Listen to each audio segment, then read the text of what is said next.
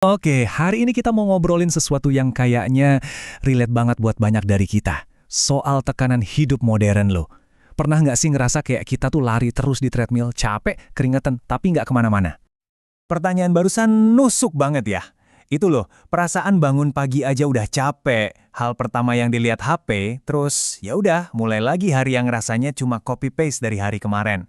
Ini bukan soal males loh, tapi ini emang gambaran nyata kehidupan banyak orang sekarang. Nah, jadi di pembahasan kali ini kita bakal coba bedah 5 jebakan utama yang bikin kita ngerasa kayak gitu. Mulai dari soal karir dan hustle culture, terus soal ngejar duit dan lifestyle, beban jadi generasi sandwich, paradoks media sosial, dan yang paling penting, gimana sih caranya biar kita bisa nemu jeda buat napas? Oke, kita mulai dari yang pertama ya. Jebakan karir dan budaya kerja yang seolah-olah nggak ngasih kita istirahat sama sekali. Istilahnya tuh hustle culture. Budaya ini tuh kayak nanemin pikiran di kepala kita kalau istirahat itu buat orang lemah. Seakan-akan harga diri kita tuh cuma diukur dari seberapa produktif kita. Keren kalau sibuk, aneh kalau santai. Gitu kan? Nah, disinilah konfliknya. Idealnya kan kita bekerja untuk hidup, ya kan? Buat nyari makan, buat liburan, buat nikmatin hidup. Tapi kenyataannya, banyak dari kita malah hidup untuk bekerja.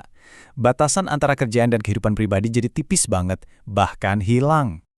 Dan lucunya, seringkali masalahnya bukan karena kita benci sama kerjaan kita loh. Banyak kok yang suka sama kerjaannya, tapi yang kita benci itu sistemnya. Tekanan target yang nggak ada habisnya, rasa takut digantiin sama AI atau tenaga kerja yang lebih murah. Semua itu bikin kita capek banget sampai lupa caranya istirahat yang beneran. Oke, lanjut ke jebakan kedua. Yang ini juga nggak kalah berat. Soal duit dan gaya hidup. Ini tuh soal gimana cara kita, di zaman sekarang, ngukur arti sukses. Nah, ini dia gambaran masalahnya. Di satu sisi harga-harga, ya ampun naik terus. Kebutuhan pokok, kontrakan, bahkan secangkir kopi pun makin mahal. Tapi di sisi lain, angka di slip gaji kita, ya gitu-gitu aja, naiknya pelan banget. Kesenjangan ini yang bikin kita pusing 7 keliling. Tekanan finansial tadi makin parah gara-gara satu hal. FOMO, fear of missing out, rasa takut ketinggalan zaman, pengen kelihatan sukses di mata orang lain, pengen ikutin tren. Akhirnya, banyak yang kejebak cicilan atau bahkan pinjol, cuma buat ngejar gaya hidup yang sebenarnya nggak mampu mereka jalani. Dan ya, kutipan ini benar-benar kena banget. Hidup itu jadi cuma buat nyambung napas dari gajian ke gajian. Udah nggak mikirin nabung atau investasi buat masa depan lagi, yang penting bulan ini aman. Siklus yang capeknya luar biasa. Oke, kita geser ke bagian ketiga. Ini realita yang mungkin banyak banget dari kita yang ngalamin, terutama di Indonesia, yaitu jadi generasi sandwich. Maksudnya apa sih generasi sandwich?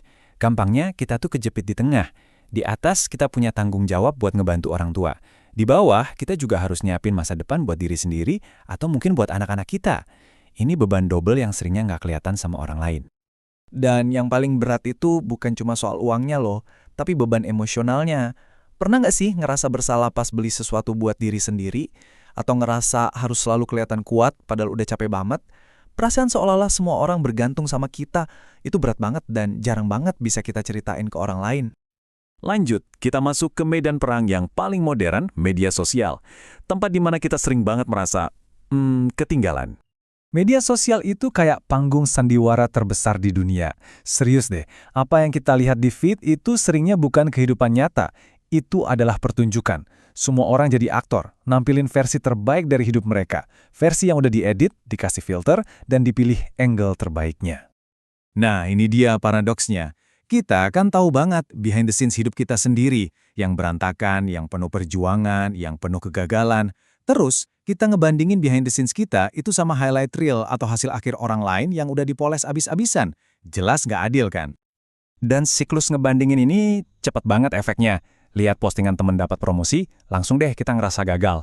Lihat orang lain liburan ke tempat bagus, tiba-tiba hidup kita sendiri rasanya kok gini-gini aja ya, membosankan. Padahal, kita nggak pernah tahu cerita lengkap di balik satu foto bagus itu. Oke, setelah kita ngomongin semua tekanan yang bikin pusing tadi, sekarang kita sampai ke bagian yang paling penting.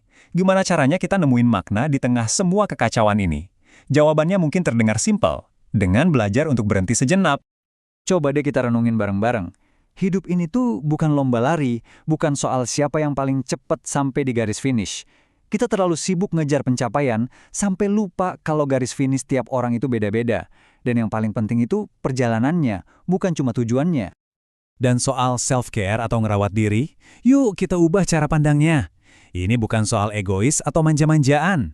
Ngerawat diri, mau itu cuma sekedar tidur cukup, matiin notif HP, atau ambil napas dalam-dalam, di zaman sekarang itu bukan lagi kemewahan.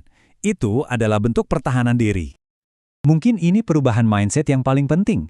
Berhenti ngejar segalanya, dan mulai belajar menghargai rasa cukup. Bahagia itu bukan berarti punya segalanya, tapi merasa cukup dengan apa yang kita punya. Tetap berusaha itu penting, tapi tanpa harus nyiksa diri sendiri. Jadi, mungkin pertanyaan terakhir untuk kita semua.